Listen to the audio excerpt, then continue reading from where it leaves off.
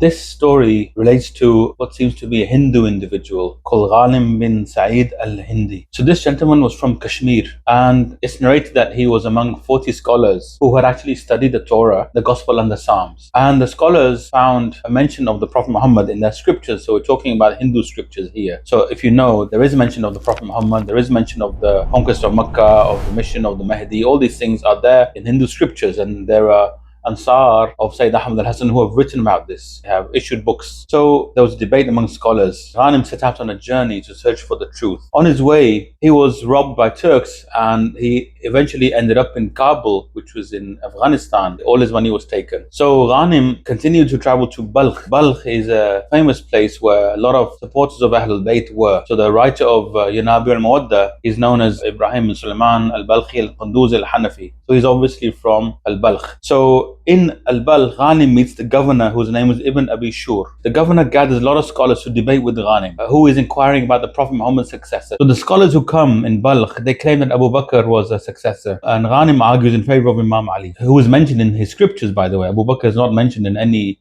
divine books as being the rightful successor of the Prophet. So then they accuse Ghanim of being a heretic. So then the governor orders his execution. But Ghanim wants to discuss further. He has more to say and inquire about. And the governor assigns a gentleman called Hussein bin Ashkib to debate with Ghanim. So this gentleman, this scholar, Hussein, he privately tells Ghanim that the rightful successor of the Prophet is Imam Ali, and then Al-Hasan, and then Al-Hussein. So Ghanim now accepts Islam, and he is guided in his studies. So he finally realized that there is logic here. It's matching what I expected in my books, and I found the truth. So then Ghanim asked about the successors of Imam Hassan. Now he's talking about Imam al-Hasan al-Askari. So where is Imam al-Hasan al-Askari? Who is his successor now? And he's told to seek the Imam of the time. So the Imam of the time, of course, is Muhammad bin al-Hasan, the 12th Imam. So then Ghanim keeps searching until he reaches Baghdad. In Baghdad, one day a man approaches him and tells him to follow him. So he takes him through the alleyways to a house, and he goes to a house and there's a garden there, and he sees Imam Mahdi alayhi salam.